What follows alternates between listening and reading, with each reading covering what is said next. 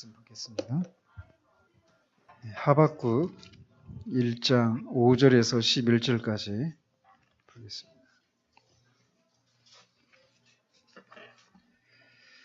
1장 5절에서 11절까지 제가 인생 1302쪽에 있습니다. 한 절씩 교독하도록 하겠습니다. 여호와께서 이르시되 너희는 여러 나라를 보고 또 보고 놀라고 또 놀랄지어다. 너희의 생전에 내가 한 가지 일을 행할 것이라. 누가 너희에게 말할지라도 너희가 믿지 아니하리라. 내가 사납고 성급한 백성 곧 땅이 열을 먹고서 다니며 자기의 소유가 아닌 거처들을 점령하는 갈대아 사람을 일으켰느니 그들은 두렵고 무서우며 당당함과 위엄이 자기들에게서 나오며 그들의 군마는 표범보다 빠르고 저녁이보다 산하며 그들의 마병은 먼 곳에서부터 빨리 달려오는 마병이라. 마치 먹이를 움키려 하는 독수리의 야단과 같으니라. 그들은 다 강포를 행하러 오는데 앞을 향하여 나아가며 사람을 사로잡아 모으기를 모래같이 많이 할 것이요 왕들을 멸시하며 방백을 조소하며 모든 견고한 성들을 비웃고 벽을 쌓아 그것을 점령할 것이라. 같이 그들은 자기들의 힘을 자기들의 신호로 삼는 자들이라. 이에 바람같이 급히 몰아 지나치게 행하여 범죄하리라. 아멘. 하박국을 마저 그냥 다 하기로 했습니다. 지난주에는 우리가 하나님의 택하신 백성들 사이에서 만연한 그런 불의한 현실을 인해서 하나님께서 왜 이런 상황에 대해서 침묵하시는지 질문을 던지는 하박국의 기도에 대해서 살폈습니다. 우리는 선지자 하박국처럼 우리 주변의 현실을 바라보면서 불의가 기승을 부리고 진리가 가히 눌린 것 같은 그런 시대 상황을 바라보면서 또 공의로우신 하나님을 인정하지 않는 이런 현실을 인해 아파하고 의에 줄이고 목말라하는 그런 심령을 우리가 가져야 할 것입니다. 이어서 이제 5절부터 이렇게 보시면 하박국이 고통스러워했던 것은 이렇게 불의한 현실이 있는 것, 이것 때문에도 그런 고통을 겪었습니다. 근데 이제 더 힘들었던 것은 그런 현실을 놓고 공의로우신 하나님께 부르짖어도 하나님께서 응답하시지 않는 것 같은 그 하나님의 침묵, 이것이 그를 더 고통스럽게 했었습니다. 그가 기도하고 있는 그 하나님은 분명히 살아계신 분이시고 역사를 주관하시고 또 거룩한 분이시고 공의로우신 분이 분명하단 말이죠. 특별히 하박국 같은 경우는 이스라엘 사람으로 유대인으로서 하나님께서 이스라엘 백성들을 어떻게 인도해 오셨는지 그 모든 과정을 아시잖아요. 그런 역사를 통해서 하나님이 일하신 것들을 분명히 봐왔던 또 그런 기록으로 또 말로 그런 것을 다 들어왔던 그런 사람인데 하나님이 지금 자기가 살고 있는 현실 가운데서는 과거의 조상들에게 행하셨던 그런 방식으로 하나님이 개입하시지 않는 것 같은 그런 상황을 놓고 고통을 겪었던 것입니다. 이렇게 불의한 현실을 보고 탄식하는 기도에 응답하시지 않는 것이 그가 지금 불의한 현실을 보고 있는 것 그 자체보다 더 큰 고통이었단 말이죠. 하나님이 그런 분이 아니신데 마치 그런 분 같이 보이는 현실, 그것이 더 고통스러웠다는 것이죠. 그래서 2절에서 여호와여 내가 부르짖어도 주께서 듣지 아니하시니 어느 때까지이리까라고, 이것이 그에게 큰 고통이었습니다. 하나님의 침묵, 이것이. 우리는 시편 기자들도 종종 이렇게 침묵하시는 하나님을 인해서 탄식하는 것을 많이 발견하게 됩니다. 그러나 하나님은 하박국이 잠시나마 생각했던 침묵하시는 하나님이 아니시다라고 하는 것을 5절에서 우리에게 보여주시고 있습니다. 그는 말씀하시는 분이십니다. 5절에 여호와께서 이르시되 이렇게 시작을 하고 있습니다. 분명히 하박국은 오랜 기간을 하나님 앞에 기도를 올렸어요. 그래서 그 기다림의 시간이 고통스러워서 어느 때까지 이렇게 이 상황 가운데 응답하시지 않겠습니까? 이렇게 기도를 올렸었는데 드디어 하나님이 응답을 하신 거예요. 여호와께서 이르시되. 하나님은 이렇게 말씀하시는 분이십니다. 하나님이 침묵하신다고 해서 그 침묵의 기간이 긴 것처럼 보인다고 해서 그분이 말씀하시지 않는 분이 아니시다라는 것입니다. 지금도 하나님은 우리와 우리 주변의 삶에 대해서 끊임없이 말씀하시는 분이십니다. 이 세상을 다스리시는데 실증을 느끼시거나 지치셔서 더 이상 이 세상의 일에 관여하시지 않고 침묵하시는 분이 아니시라는 거예요. 우리같이 그다지 유명하지도 않고 그다지 하나님의 나라에 위해서 그렇게 크게 유익을 끼치고 있지 못한 우리들을 향해서 하나님 말씀하십니까? 그렇다라는 거예요. 하나님은 말씀하십니다. 그분은 우리가 기도를 할 때도 우리에게 말씀하시기도 하시고, 우리가 성경을 읽을 때나 말씀을 들을 때 하나님은 우리의 부르짖음에 응답하시는 분이시라는 거예요. 그분은 이 세상을 떠나 계시지 않습니다. 한순간도 떠나 계신 적이 없어요. 그분은 지금도 우리의 삶을 지켜보시며 그분의 일을 하고 계십니다. 그러므로 말씀하시는 하나님을 우리가 직면한 모든 상황 가운데서 만나시는 여러분이 되시기를 바랍니다. 우리가 이런 하나님을 만나지 못하는 것은 가장 큰 문제는 우리가 그분을 찾지 않는 것 때문이고, 또 우리의 무지와 죄악으로 인해서 그분의 음성을 듣지 못하기 때문입니다. 그분은 신명기 4장 33절에서 묘사하고 있는 것처럼 분명히 말씀하시는 하나님이십니다. 하나님의 특징은 이렇게 말씀하시는 분이셔요. 근데 하나님이 이제 입을 열어서 말씀을 하시는데, 선지자가 이 하나님의 그 응답을 듣고 놀라고 또 놀랄 만한 그런 방식으로 응답을 하십니다. 지난주에도 살핀 대로 선지자를 당혹하게 한 것은 이 공의의 하나님이 불의와 행악을 간과하시는 것처럼 보이는 현실이었어요. 전도서 8장 11절에서 악한 일에 관한 징벌이 속히 실행되지 아니하므로 인생들이 악을 행하는 데에 마음이 담대하도다라고 전도서 기자가 말했던 것처럼, 하박국 선지자와 같이 거룩한 선지자가 그런 현장을 보는 것은 큰 고통이었습니다. 근데 하나님은 선지자가 알고 있는 것처럼 공의의 하나님이시란 말이죠. 불의에 대해서 벌을 내리시고 선에 대해서는 상을 내리시는 그런 하나님이시란 말이죠. 그런데 5절에서 너희 생전에 내가 한 가지 일을 행할 것이다 라고 드디어 말씀을 하십니다. 침묵하시던 하나님이 이 땅의 백성들의 삶을 모두 감찰하고 계시고 그 행위에 대해서 선악간에 반드시 심판하시는 그런 공의의 하나님이심을 이렇게 내가 한 가지 일을 행할 것이다 이렇게 말씀하시는 것들을 통해서 하나님이 그렇게 공의에 대해서 심판하시는 분이시다라고 하는 것을 천명하고 계시단 말이죠. 이것이 이렇게 하나님이 공의에 대해서 공의로운 분이셔서 불의에 대해서 심판하시는 분이시다라고 한 이 사실이 우리에게 위로와 소망으로 다가오시는지 아니면 불안함으로 다가오는가라는 것입니다. 우리가 우리의 일거수일투족을 모두 감찰하시는 하나님이 계시고 그 하나님이 반드시 공의의 심판을 행하실 것이라고 하는 것을 조금이라도 인식하며 산다면 우리의 삶에는 놀라운 변화가 일어나게 될 것입니다.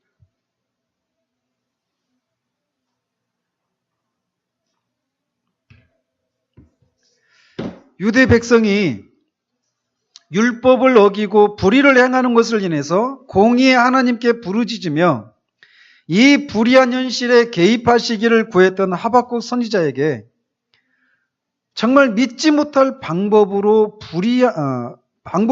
불의한 유다를 심판하시겠다라고 말씀을 하십니다. 그리고 하나님이 하시려고 하시는 이 방식은 너무나 놀랍고 놀라운 것이어서 누가 그것을 말할지라도 설마 하나님께서 그렇게 하시겠어? 라고 할 수밖에 없을 정도로 도무지 믿지 못할 그런 일을 하시겠다라고 하나님은 말씀하십니다.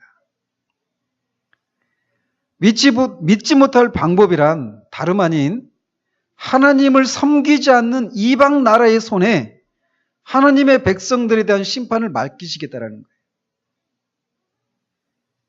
이방 나라는 바로 갈대아였습니다. 나중에 이제 바벨론으로 불리는 그런 제국을 형성하는 그런 족속인데 이 바벨론으로 불리는 이 민족을 통해서 이방 민족이란 말이죠. 근데 이 이방 민족의 손을 통해서 택한 백성인 유다 백성들의 불신앙과 불법을 심판하시겠다라는 거예요. 그러면서 이 갈대아 사람들의 그 특징을 6절에서 9절까지 해서 10절까지 해서 계속 이렇게 설명을 하고 있습니다. 어떤 분은 뭐 이거를 우리 안에서 옛자와 옛사람과 새사람과의 그런 싸움 막 이런 것을 이것을 이렇게 묘사하는 것이다라고 이렇게 얘기를 한다고 그러는데 정신없는 소리입니다. 어쨌든 이 갈대아 사람들은 자기의 소유 아닌 거할 것을 점령하고자 하는 교만한 야욕을 가진 사람들이었고 흉포하고 잔인하고 자만하고 경멸하고 비웃으며 특별히 하나님을 향해서 불경한 자들이라고 하나님은 묘사하고 있습니다. 하나님을 두려워하지 않는 탐욕스러운 유다를 그들보다 더 탐욕스러운 바벨론을 통해서 심판을 하시겠다라는 거예요. 즉 유다가 비록 하나님께 불순종하며 죄를 범해서 심판을 받는 것은 공의로운 하나님이 심판을 행하시는 것이니까 당연하다 이렇게 생각할 수 있겠지만 어떻게 그들보다 더 악한 이방 민족을 사용하셔서 심판하시는가라는 것입니다.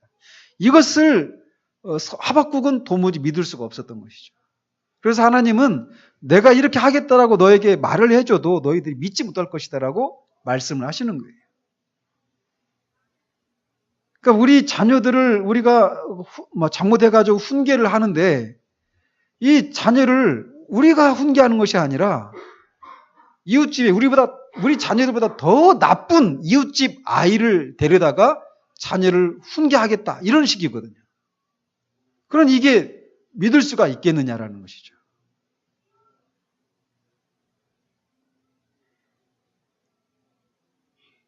그들은 이렇게 하나님은 이 갈대아를 통해서 이스라엘 백성들을 심판하시겠다라고 말씀을 하시면서 이렇게 자기 힘을 신으로 삼고 왕들과 방백과 견고한 성을 조롱하는 바벨론을 통해서 불순종과 불의로 하나님을 웃음거리로 만들어버린 유다 백성을 심판하시겠다라고 말씀하시면서도 그런 중에서도 하나님은 이 이방의 강포와 불의에 대해서도 간과하시지 않겠다라고 동시에 말씀을 하고 계십니다. 특별히 11절 하반절에 보면 바벨론이 유다를 심판하는 일을 하다가 지나치게 행하여 범죄하리라 라고 하는 말씀을 통해서 하나님께서 이 이스라엘 백성들을 심판하는 도구로 쓰임받았던 갈대아 사람들의 불의에 대해서도 하나님이 심판하시겠다라고 하는 것을 말씀하고 있습니다. 즉 그들이 하나님의 택한 백성인 유다를 침략해서 그들을 너무 심하게 다루는 것에 대해서 하나님께서 그들을 또 심판하시고 당신의 백성들을 심판 중에서도 완전히 소멸치 않으시고 긍휼을 잊지 않으시겠다라고 하는 것을 보여주고 계시다라는 거죠. 그래서 그런 것을 통해서 당신의 친 백성을 향한 변함없는 특별한 사랑을 보여주시고 계십니다. 뿐만 아니라 자기들의 힘을 자기들의 신으로 삼는 이방을 또한 이렇게 다루셔서 세상 주권이 하나님께 있음을 보이셔서 이스라엘 가운데서 뿐만 아니라 이방 가운데서도 영광을 받으시겠다라고 말씀하십니다. 한때 이렇게 세상 주권을 자신이 다 가지고 있다고 생각했던 바벨론의 그 느부갓네살 왕이 있었습니다. 그가 하나님께서 자신의 왕국을 바라보면서 자기의 힘으로 이 거대한 제국을 건설했다라고 이렇게 교만한 이 생각을 가지고 그 말을 입에서 내기도 전에 하나님께서 그를 치셔서 그가 그 왕좌에서 쫓겨나는 적이 있었습니다.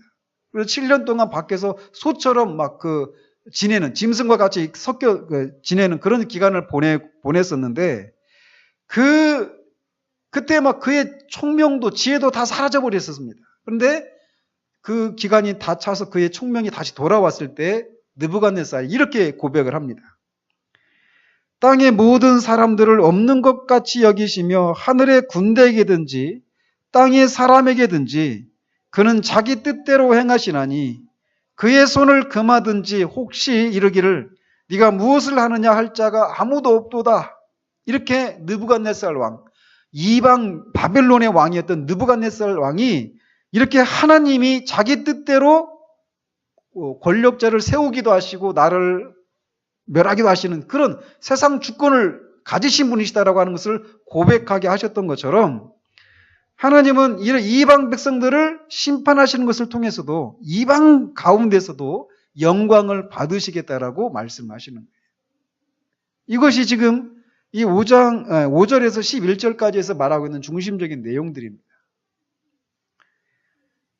그래서 이제 우리가 이 본문을 통해서 우리가 깨닫게 되는 게 어떤 거냐면 먼저 이거예요. 지금 하나님이 오랜 그 침묵을 깨시고 하박국에게 말씀을 하셨잖아요. 여호와께서 이르시되 이것은 어떤 것입니까? 하박국의 입장에서 보면 이것은 기도에 대한 응답입니다. 그죠? 오랫동안 기도에 응답하시지 않으셨던 하나님께서 드디어 응답을 하신 거예요. 그런데 이 응답이 하박국을 놀라게 하는 그런 응답이었다는 것이죠. 하박국은 마음속으로 하나님은 이스라엘 민족을 징벌할 것이고 그 다음에는 회복하시리라고 믿었습니다. 그리고 실제로 하나님은 그렇게 하시겠다라고 응답해 주신 거예요. 사실. 그런데 그 과정은 하박국이 이해할 수가 없는 거였어요. 생각할 수도 없는 거였습니다. 근데 분명한 것은 이것이 기도에 대한 응답이란 말이죠. 하박국이 이해할 수 없는 그런 그런 내용이지만 분명한 것은 이것이 기도의 응답이란 말이에요. 우리는 모두 기도를 하는 목적은 응답을 받기 위한 거잖아요. 그래서 기도한단 말이죠. 그런데 우리는 하나님이 우리에게 응답하시는 방법은 한 가지뿐이라고 생각하는 경향이 있습니다. 즉 우리가 생각하는 대로. 그러나 성경은 하나님이 좋은 것을 주시기 전에 오히려 최악의 상태에서 우리가 고통을 받게 하시기도 한다고 우리에게 가르쳐주고 있단 말이죠. 하나님은 때때로 우리가 기대한 것과는 정반대되는 일을 하기도 하십니다. 우리는 하나님께서 우리에게 좋은 것을 주시기 전에 오히려 이전보다 더 나쁘게 되는 것을 허락하신다라고 하는 것도 생각을 해야 한다라는 거예요. 출애굽한 이스라엘 백성들이 가나안에 들어가기 전에 험한 광야를 지나며 물이 없고 먹을 것이 없어서 고통을 겪었던 그런 것처럼 우리는 하나님의 응답이 우리가 생각하는 방식대로만은 아니다라고 하는 것을 기억을 해야 돼요.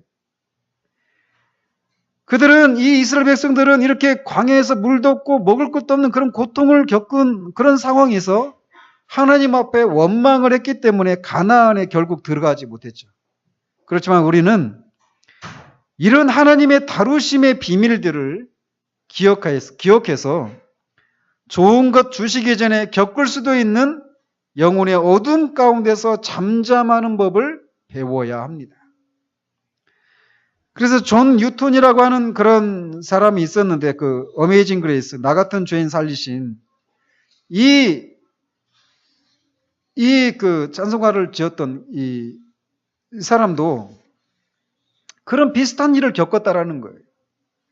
즉 뉴턴이 자기의 그런 영적인 생활을 좀 더 이렇게 풍성하게 하기 위해서 하나님에 관한 보다 높은 지식을, 보다 깊은 지식을 얻으려고 하나님 앞에 부르짖었다라는 것이죠. 그런데 그 기도에 하나님께서 응답을 하시고 일종의 어떤 환상을 봤답니다. 근데 그 환상 중에 하나님이 하늘을 찢고 내려와서 그에게 소나기처럼 축복하시는 그런 환상을 봤다라는 거예요. 그런 기도 가운데서 말이에요. 그래서 그는 이제 이렇게 자기가 이렇게 구했던 이 하나님을 더 깊이 아는 그런 지식을 자기가 이제 경험하겠구나, 이런 기대를 갖고 있었는데, 그런 환상을 보고 말이에요. 그런데 그 환상과는 달리 오히려 존 뉴턴은 여러 달 동안 하나님께서 자기를 사탄에게 버려버린 것 같은 그런 혹독한 영혼의 어둠을 경험했다라는 거예요. 그 기간 동안 그런 말할 수 없는 고통을 겪었답니다. 그러나 그 당시에는 그것이 하나님의 응답인 줄을 몰랐다라는 거예요. 그러나 마침내 이것이 그의 기도에 대한 하나님의 응답의 방법이었구나라고 하는 것을 이해하게 되었답니다. 하나님은 그에게 전적으로 하나님만을 의지하도록 하기 위해서 그런 고통을 겪도록 하셨다라는 거예요. 이런 교훈을 그가 깨닫게 되었을 때 하나님은 그 환상 중에 보여주셨던 것처럼 그를 시련 가운데서 건져주시고 그런 깊은 하나님을 아는 지식을 그에게 부어주셨다는 거예요. 우리가 성령 세례를 할 때도 말씀드렸잖아요. 성령 세례를 위해서 하나님 앞에 기도할 때 오히려 우리가 이렇게 영혼의 어두운 시간을 지나는 때가 있다는 것이죠. 내가 정말, 심지어는 내가 정말 구원받은 거 맞는가, 이런 생각이 들 정도로 그 어두운 시간을, 메마른 시간을, 고통스러운 시간을 보내기도 한다는 것입니다. 근데 그래서 완전히 낙심하고 포기하려고 할 때 갑자기 성령 세례를 경험한다. 이 일반적으로 성령 세례를 경험한 사람들에게서 겪는 그런 것이다라고 말씀을 드린 적이 있습니다. 이런 거라는 거예요.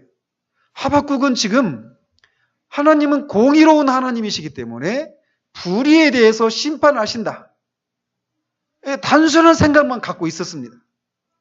근데 하나님은 분명히 공의로운 분이셔서 불의에 대해서 심판하시지만 그 심판하시는 방법이 우리가 생각하는 그런 방식으로만 움직이시는 분은 아니시라고 하는 것을 이 과정을 통해서 하박국에게 가르쳐 주시는 거예요. 그러니까 하박국이 이 사실을 나중에 3장에 가기 전까지 그는 굉장히 혼란스러웠습니다. 그가 알고 있는 신학과 그가 가지고 있는 신앙에 의하면 하나님은 이렇게 하실 수가 없는 분이셔요. 그거는 불의한 것 같아요. 오히려 어떻게 우리의 그 불의한 하나님의 백성들을 심판하시기 위해서 하나님을 믿지 않고 하나님을 대적하는 원수의 손을 들어서 하나님의 백성들을 심판하실 수 있는가? 이거는 하박국의 신학과 신앙으로는 받아들일 수가 없는 큰 혼란이었습니다. 그러나 나중에 이런 혼란의 과정을 통해서 결국 하나님이 하박국에게 하나님의 그 일하심의 방식들을 더 깊이 알려주었던 것처럼 하나님께서 우리를 이 신앙 안에서 우리가 자라게 하시는 과정 가운데서 종종 이런 혼란을 겪게 하신다라는 거예요. 그래서 어떤 분이 말하기를 배움이 뭡니까? 이렇게 물을 때 배움에 대해서 정의를 내리는, 이렇게 정의를 내려요. 배움이란 흔들어서 비우고 채우는 것입니다. 이렇게 얘기를 해요. 이게 무슨 얘기냐면, 권사님 그 돼 알죠? 돼. 그 돼, 우리 전라도에서는 돼박이라고 그랬는데, 이 돼에다가 쌀이나 뭐 깨나 이렇게 딱 수북에 담잖아요. 그럼 더 이상 담을 거 없는 것 같죠? 근데 어떻게 합니까? 그거를 흔들면 또 자리가 또 생기죠. 이게 흔드는 거예요. 다 채워져 있다라고 하는 그 돼를 막 흔들면은 또 더 담을 수 있는 공간이 생기는 거예요.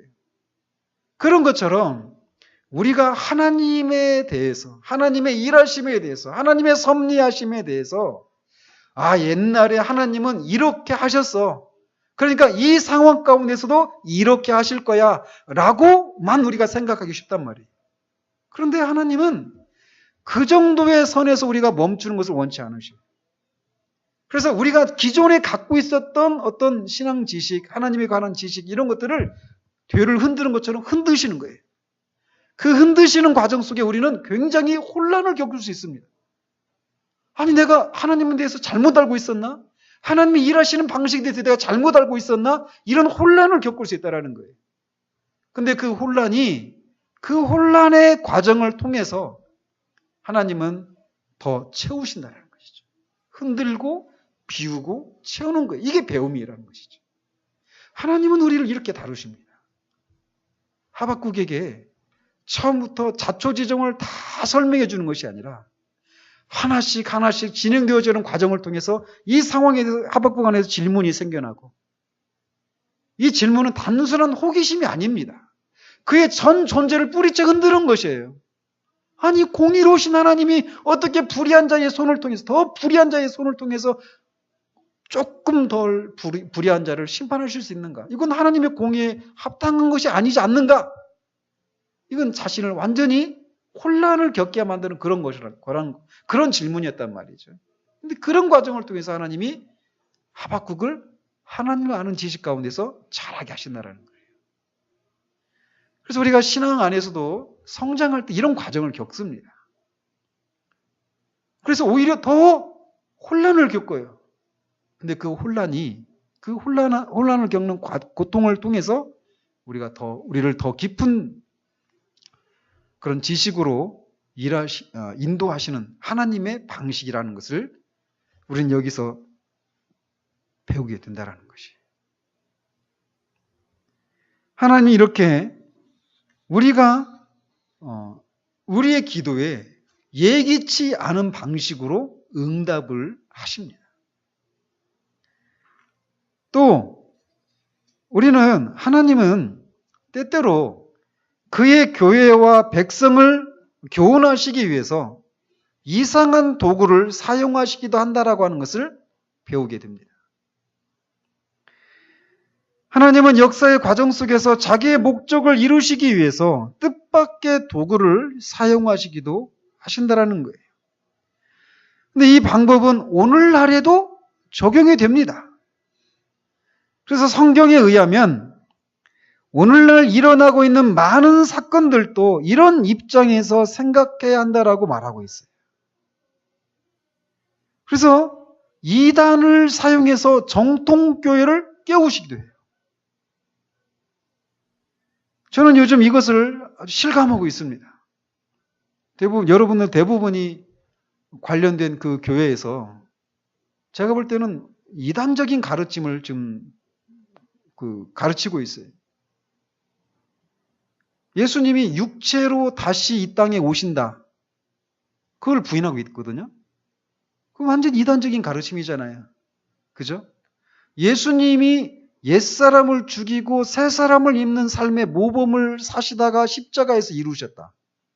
그래서 우리도 예수님처럼 옛사람을 죽이고 새사람을 입는 삶을 살아야 된다. 이거 완전히 예수님에 대해서 신성 모독적인 생각이잖아요. 예수님이 옛사람이 어디 있습니까?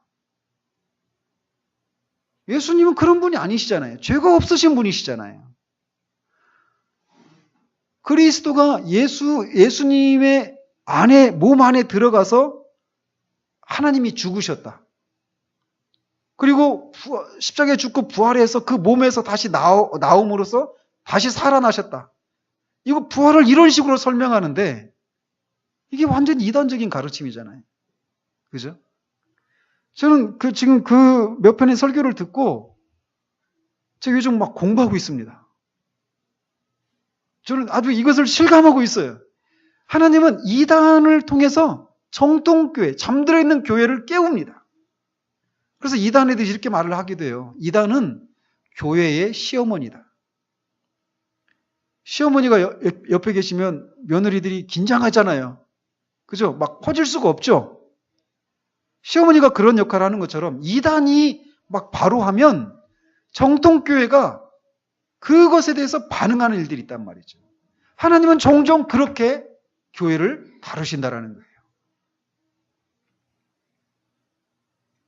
또한 복이 아니라 고난을 통해서 느슨해진 우리의 영혼을 흔드시고 우리를 경성시키시기도 한다라는 것입니다. 그렇기 때문에 기도의 응답에 대해서 우리가 생각한 방식대로 하나님께서 움직이셔야 한다라고 생각해서는 안 돼요. 우리를 둘러싸고 일어나는 각종 위기와 고난은 잠들어 있거나 하나님을 향해서 느슨해진 우리의 영혼을 각성시키기 위한 하나님의 손길일 수도 있다라고 하는 것을 기억할 필요가 있다라는 것입니다. 이 사실을 통해서 말이에요. 이상한 도구잖아요. 더 불의한 이방 백성을 도구로 사용하셔서 하나님의 백성을 심판하시는. 근데 그 과정을 통해서 하나님의 백성들을 정결케 하시고 새롭게 하시는 그런 일이라는 것이죠. 그래서 하나는 유명한 얘기를 하잖아요. 하나님은 굽은 막대기를 통해서도, 구부러진 막대기를 통해서도 직선을 그을 수 있는 분이시다라는 거예요. 얼마나 멋진 표현이에요. 굽어진 그 막대기로 굽어진 선을 긋는 것이 아니라 굽어진 막대기로도 직선을 그을 수 있는 분이시다라는 것이죠. 하나님께서는 하박국에게 유대 백성들을 심판하시겠다라고 하시면서 그것을 말씀하시기 시작하시면서 아까도 5절에서 말하는 것처럼 그것을 믿지 않을 것이라고 말씀하셨어요. 언제나 세상은 하나님의 심판에 대한 경고를 무시해 왔습니다. 노아의 홍수 때도 사람들은 시집가고 장가가면서 120년 동안이나 선지자 노아를 통해서 심판에 대해서 경고했지만 그들은 노아의 말에 귀를 기울이지 않았습니다. 마찬가지로 소돔과 고모라의 멸망 때도 천사들을 통해서 하나님께서 롯과 그의 가족들을 피하라고 하셨는데도 그 롯의 말을 들었던 두 사위는 그것을 농담으로 여겼습니다. 하나님이 이 세상을 심판하시겠다라고 하는 이런 말씀을 세상 역사 가운데서 몇 차례 이렇게 보여주셨는데 그때마다 세상은 하나님의 심판을 믿지 않았어요. 지금도 하나님의 심판에 대한 말씀을 농담처럼 무신경하게 듣는 경우들이 사람들 안에 있단 말이죠. 그러나 기억을 해야 됩니다. 심판에 대한 예언은 반드시 성취되어 왔었다라는 것을 말이죠. 장차 다가올 심판을 기다리는 우리는 이런 세상을 향해 외치는 것에 대해서 지쳐서는 안 됩니다. 왜? 세상은 언제나 심판에 대한 메시지에 대해서 귀를 기울이지 않았단 말이죠. 그러나 장차 주님이 오셔서 세상을 심판하실 것이다라고 하는 메시지를 우리는 전해야 될 책임이 있는데 그걸 말할 때마다 세상이 시큰둥하고 그것에 기울이지 않는 것 때문에 우리가 낙심하고 지치기 쉬운데 그럴 필요가 없다라는 거예요. 왜? 세상은 언제나 이리 왔으니까 말이에요. 농담처럼 여기는 사람들을 인해서 상한 심령으로 하나님의 심판의 확실함과 돌아오기를 기다리시는 하나님의 오래 참으심을 그런 세상의 반응에도 불구하고 계속 전해야 한다는 것입니다. 세상은 하나님의 심판의 방식을 이해하지 못합니다. 바벨론이 자신들의 힘으로 열국을 무너뜨리고 많은 노략물을 얻은 것으로 생각했던 것처럼 세상은 자신들의 성공이 자신들의 신의 도움으로 되어진 것으로 생각합니다. 마찬가지로 교회를 반대하는 세력들도 안티크리스찬 이런 사람들도 오늘날 교회 현실을 바라보면서 결국은 교회가 문을 닫게 될 것이고 자기들이 더 우세해진다라고 생각을 할 것입니다. 마치 바벨론이 이스라엘을 집어삼켜서 바벨론이 이제 완전히 이겼고 유대는 완전히 망한 것처럼 보여지는 이런 것처럼 말이죠. 그러나 그 바벨론이 결국은 망하고 말았단 말이죠. 그 유대인들 그리고 그를 통해서 모신 메시아를 통해서 이 땅에 도래하게 된 하나님의 나라, 그 하나님 나라를 구성하고 있는 교회는 지금 이 바벨론과 비교할 수 없는 모습으로 흥황하고 있습니다. 그러나 세상은 언제나 하나님께서 그 하나님의 백성들을 심판하시기 위해서 자신들을 들었을 때 마치 자신들이 그 교회를 이긴 것처럼 생각하지만 그런 세력들은 잠깐은 흥한 것처럼 보이지만 결국은 오래지 않아 그들이 하나님의 심판으로 사라져버리고 말 거라고 하는 것을 세상은 이해하지 못한단 말이죠. 그래서 이 갈대아도 자신들의 힘으로 이 유다를 포함한 그 열국을 다 지배했다라고 생각하면서 교만하게 생각했단 말이죠. 그러나 결국 흔적도 없이 사라져버립니다. 이렇게 세상은 하나님의 심판의 방식을 이해하지 못합니다. 심지어는 선지자도 하나님의 방법을 이해하지 못했어요. 그래서 우리가 다음 주에 살펴보겠지만 질문을 던지잖아요. 왜 이런 일을 할 수가 있습니까? 그죠? 그런데 다른 세상과 다른 반응을 보인다는 것이 차이가 있어요. 그는 이렇게 하시는 것이 하나님의 거룩하심과 어떻게 조화가 되는가라고 질문하고 부르짖습니다. 이런 차이가 있어요. 그러나 어쨌든 선지자도 하나님의 심판의 방식에 대해서 이해를 못했습니다. 그러므로 우리는 불의한 현실을 향해서 이해할 수 없는 하나님의 심판을 보면서 어떤 위로를 얻을 수 있는가를 생각해 볼 필요가 있습니다.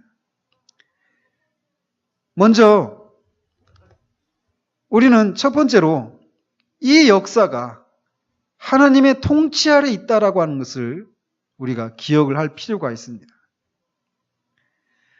이 지상에 있는 모든 나라가 하나님의 장중에 있기 때문에 하나님의 지배를 받지 않는 세력이란 없다라고 하는 것을 우리가 기억할 필요가 있어요. 하나님의 택한 백성 유다에 대해서도 그들의 불순종과 죄악들을 심판하실 뿐만 아니라 이들을 심판하시기 위해서 6절에 보면 하나님은 바벨론을 향해서 이렇게 말씀하십니다. 내가 일으켰나니 이렇게 말하고 있어요.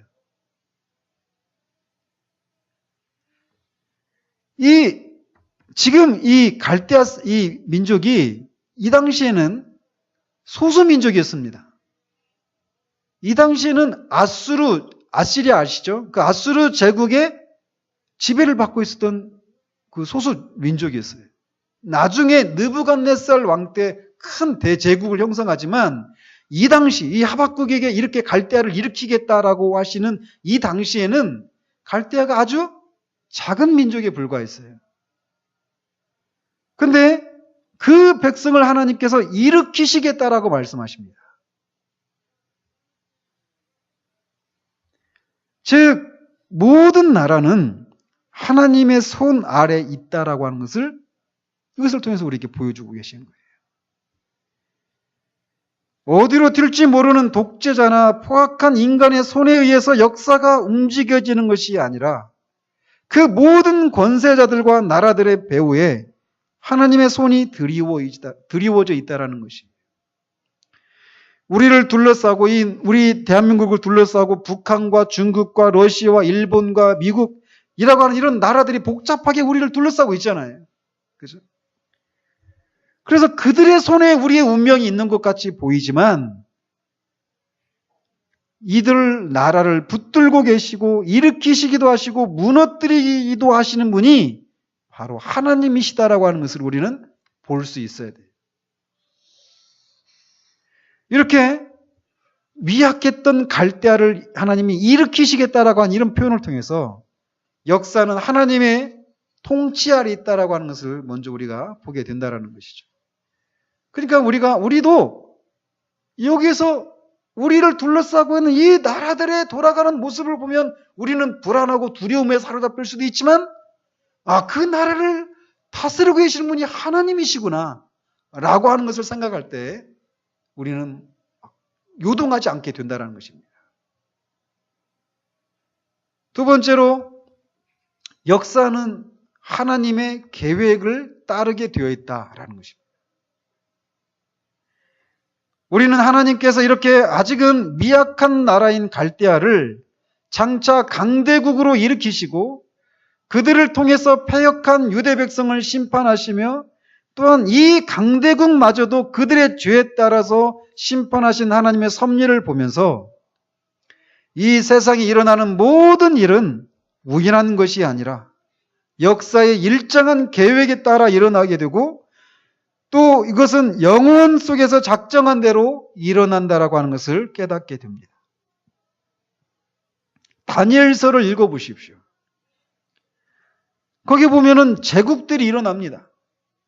다니엘 이때는 이 환상을 받았을 때는 바벨론 제국 때였어요. 바벨론 제국 때. 근데 바벨론이 망하고 메대와 이 페르시아 제국이 일어난다. 그리고 이 제국이 망한 후에는 헬라 제국이 일어난다. 그 헬라 제국이 나중에 4개로 쪼개진다. 그리고 그 나라를 또 덮는 또 다른 로마 제국이 일어난다. 이거를 다니엘에게 계시해 주시잖아요. 다니엘서에 보면 그런 내용들이 나옵니다. 그 역사가 진행되기도 전에 말이에요. 그런 것처럼 지금 우리가 보고 있는 이 역사도 하나님의 계획에 따라 진행되고 있다라고 하는 것을 우리는 붙들 필요가 있다는 것이죠. 뿐만 아니라 이 모든 역사는 처음과 끝을 아시는 하나님이 계획을 가지고 계시며 온 역사의 이 모든 계획의 목적을 가지고 있다. 그 계획 아래서 역사가 진행되고 있다라는 것입니다. 그러니 우리가 우리 자신을 보면 이 역사를 보면 한치 앞도 알 수 없고 어떻게 진행될지 우리는 알지 못하기 때문에 불안하잖아요. 우리가 무슨 일이 일어날지 알면은 그렇게 불안하지 않잖아요. 그죠? 근데 무슨 일이 일어날지 모른단 말이죠. 그런데 그 역사를 진행하시는 분이 하나님이시라는 거예요. 하나님의 계획 아래서 그 일이 역사가 진행된다라는 것입니다. 그래서 세 번째로는 이 역사가 하나님께서 이렇게 주관하시는데 하나님의 궁극적인 관심은 하나님의 나라에 있다라고 하는 것을 우리에게 말해줍니다. 하나님은 유다 백성을 심판하셔요. 근데 그것을 위해서 미약한 갈대아 족속을 일으키시겠다라고 하십니다. 그리고 그들을 통해서 심판하십니다. 근데 그 갈대아 족속을 또 심판하셔요. 그리고 유대 백성을 회복하십니다. 그리고 그 유대 백성을 통해서 또 메시아를 나오게 하시죠. 즉 결국 하나님의 궁극적인 관심은 유대의 심판을 통해서 그들을 회복하는 데 있어요. 심판이 목적이 아니라. 우리는 선지서를 읽어보면 특히나 유다를 둘러싼 주변의 나라들의 운명이 이스라엘의 운명과 관련되어 있다고 하는 것을 보게 됩니다. 하나님이 항상 선지자를 통해서 예언하실 때 보면 주변에 애굽은 어떻고 모압은 어떻고 암몬은 어떻고 다메섹은 어떻고 두로는 어떻고 하면서 그 주변에 있는 열국에 대해서 막 예언을 하시잖아요. 그죠? 근데 그 주변에 있는 나라들의 그 운명이 이스라엘의 운명과 밀접하게 관련이 되어 있다는 하는 것을 우리에게 보여주고 있단 말이죠. 신약의 역사도 마찬가지입니다. 예수님이 이 세상에 오셨을 때를 묘사하고 있는 누가복음을 1장을 한번 살펴보십시오. 거기에 보면은 로마의 대황제였던 아우구스투스. 우리가 8월달이 영어로 어거스트잖아요. 어거스트가 아우구스투스 그 대황제의 이름에 따온 거예요. 그래서 하루를 더 늘렸잖아요. 8월달 31일이잖아요. 그죠? 7월달 30일이면 8월달은 30일로 줄여야 되잖아요. 근데 아구스투스 그 황제 이름을 따서 하루를 더 늘려버릴 정도로 아구스투스가 대단한 황제였단 말이죠. 로마를 통일시킨. 근데 그런 대단한 황제도 누가복음 1장에 보면 그저 세상의 구원자의 오심을 설명하기 위한 한 배경으로만 그의 이름이 언급되어 있을 뿐이에요. 즉 세상의 역사는 하나님 나라의 건설과 진행과 맞물려 있다라는 것입니다. 또한 신약 이후의 역사도 항상 교회의 역사와 세상의 역사가 적절하게 관련이 되어 있다라고 하는 것을 우리에게 보여줍니다. 이것은 그럴 수밖에 없는 것이 세상을 창조하신 때부터 하나님은 이 세상을 창조하신 목적이 하나님 나라의 완성을 목표로 하고 있었기 때문에 그렇습니다. 그리고 지금까지 역사도 하나님 나라의 완성을 목표로 해서 진행해 가고 있는 거예요. 그 하나님 나라의 완성 아래 우리 개인의 구원의 완성도 있는 것이죠. 그러니까 성경을 볼 때 그런 관점으로 봐야지 개인이 우리 개인의 구원의 완성에만 초점을 맞추고 성경을 본다면 그는 성경을 아주 지엽적으로만 보는 거예요. 하나님 나라의 관점이 없이 성경을 보고 있는 거라는 것이죠. 지금 옆에 있는 교회가 그렇게 하고 있어요.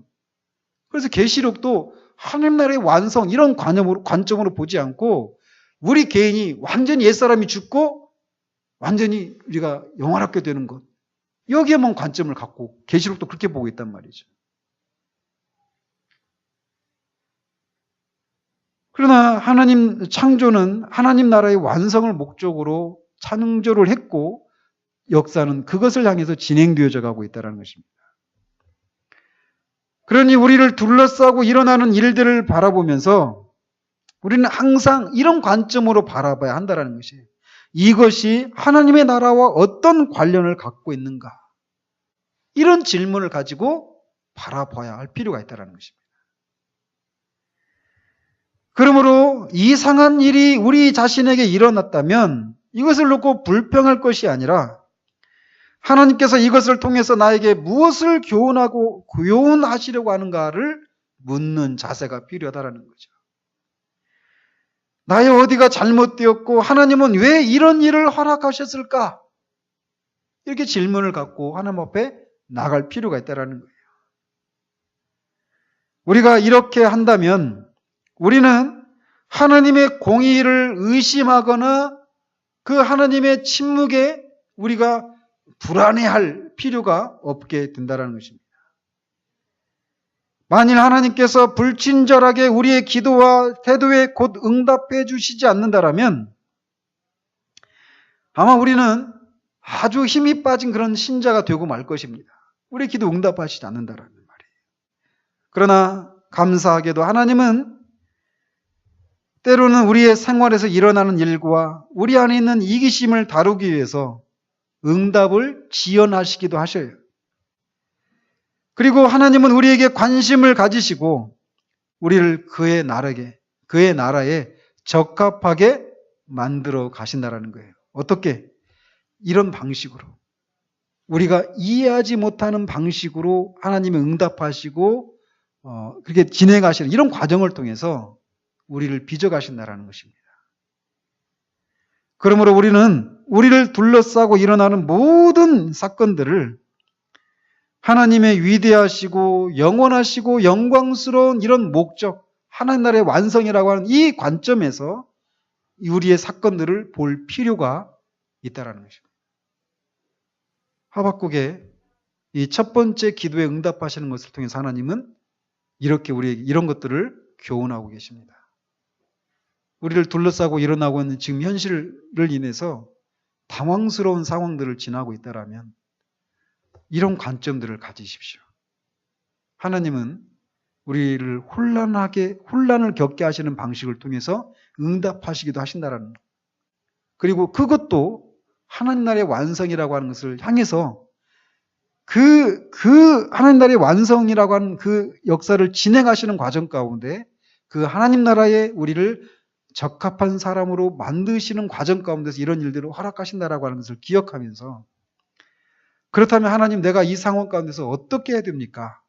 묻고 또 응답하신 하나님의 그 말씀에 순종해 나가면서 이 땅을 지나가는 우리 되기를 우리 주님 이름으로 축원드립니다. 기도하겠습니다. 하나님 아버지, 하박국이 오랜 기간 고통스러운 가운데 하나님 앞에 기도를 올렸습니다. 하나님은 오랜 동안 침묵하셨지만 결국은 말씀 응답을 하시는 것을 통해서 하나님이 말씀하시는 분이시라고 하는 것을 드러내셨습니다. 예, 주님은 한 번도 이 세상에 관심을 끊으시거나 그 세상 안에 있는 우리들의 일상을 둘러싸고 일어나는 일들에 대해서 관심을 끊으신 적이 한 번도 없으신 그런 분이신 것을 우리가 교훈받게 됩니다. 하나님은 분명히 하박국에게 응답을 하셨습니다. 그러나 그 응답이 선지자를 놀라게 하는, 도무지 이해할 수 없는, 심지어는 고통스러운 그런 방식으로 응답을 하셨던 것을 보게 됩니다. 어떻게 공의로우신 하나님이 불의한 자들을 통해서 하나님의 택한 백성들을 심판하실 수 있는가? 그것이 하박국의 신학과 신앙으로는 도무지 받아들일 수 없는 그런 응답이었지만, 그 응답의 과정들을 통해서 하나님은 하박국을 빚어가시고 하나님을 아는 지식에서 하나님께서 섭리하시는 방식에 대해서, 이 세상 나라를 움직여 가시는 방식에 대해서 그를 더 깊은 데로, 더 온전한 데로 이끌어 가셨던 것을 우리가 보게 됩니다. 그런 것처럼 우리를 둘러싸고 일어나는 상황들을 놓고 하나님 앞에 오랜 기간 기도했는데 하나님이 정말 정반대되는 것으로 우리에게 응답하셨을 때, 우리는 그것을 인해서 요동할 것이 아니라 하나님은 굽어진 막대기로도 직선을 그으실 수 있는 분이신 것을 기억하고, 이 상황 가운데 하나님, 제가 무엇을 하기를 원하십니까? 라고 물으며 잠잠히 하나님의 또 다른 응답을 기다릴 수 있는 그런 우리들의 삶이 될 수 있도록 주님 도우시기를 원합니다. 예수 그리스도 이름으로 기도합니다. 아멘.